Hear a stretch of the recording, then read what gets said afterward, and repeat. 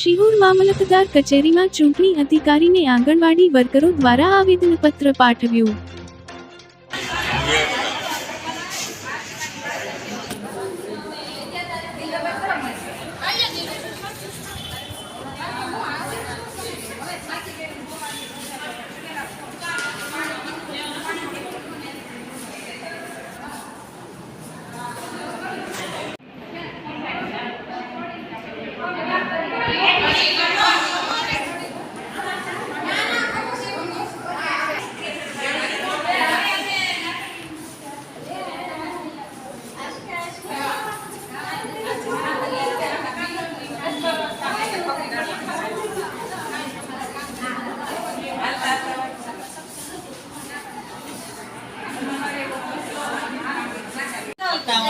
Operator બધા outsource થી આવે છે.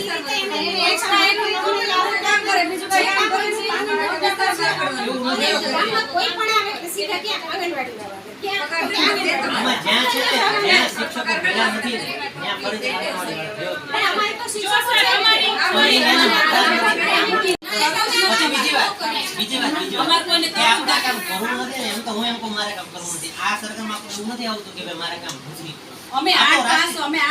અમે કોકની આગળ મોબાઈલની કામગીરી કરાવી તમને નથી આવડતું. પ્રયત્ન એવો કરશો તમને કોઈને કોઈ નો પછી પાછું વળીને જોવે જ નહીં કે અહીંયા શું થાય છે કેવું નહીં એમ વાત એમ ના છે. કાયમી તો સરકારી કર્મચારીમાં તમને ગણ્યા નથી તો આ કામગીરીને કઈ હક છે આ લોકો? આ બેન ઓપરેટર છે કેટલા સમયથી કામ કરો ઈ કાયમી નથી.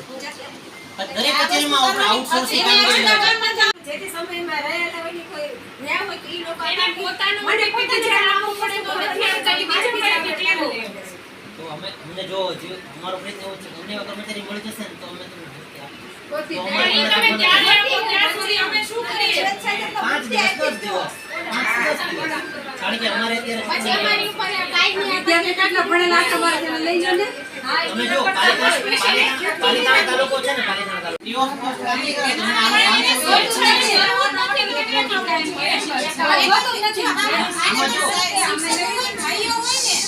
ભાઈઓ છે ને રાત્રે જઈને કે આપણે જ્યારે મતદાન કરીએ ત્યારે એને ભાવ કરી દેવાની કોઈ ઈ લોકો રાત્રે ભાઈઓ જઈને દઈ દે કે બરાબર અમે રેડી જ હોય અમે રાત્રે કોના ઘરે જઈને અમે દેવાના અમને અમારા બહાર નીકળી ગયા તમને એવો પ્રશ્ન આમાંથી ઈસીઆઈની સૂચના આવી ને એટલે એવી સૂચના આવી કે ડીઓ તો એવા વ્યક્તિને છે કે જે ત્યાં મતદાર તરીકે નોંધાયેલો કર્મચારી આ પહેલી વાત.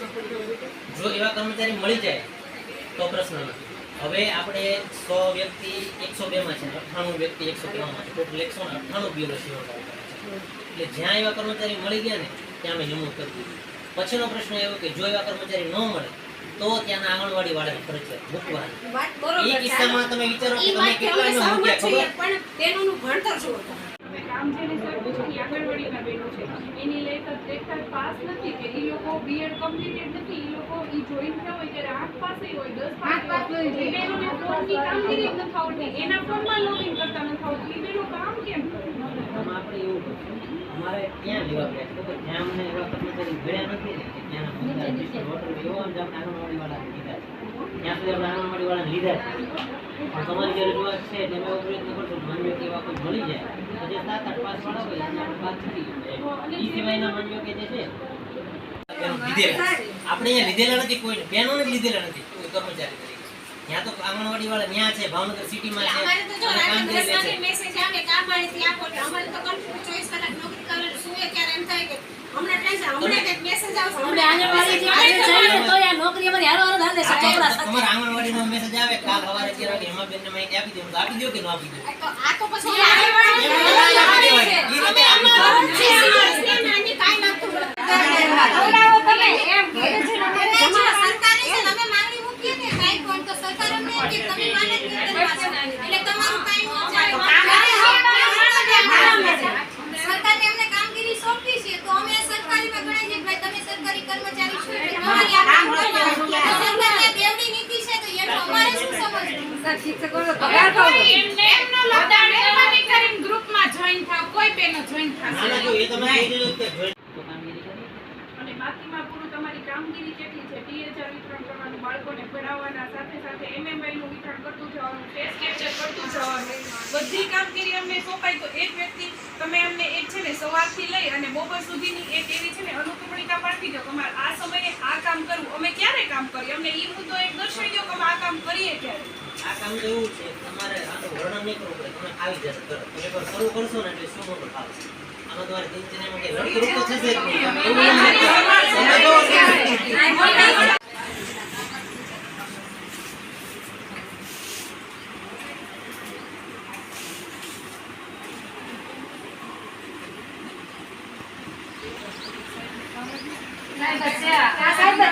તમે તો કોણ કહેશે છે આનું?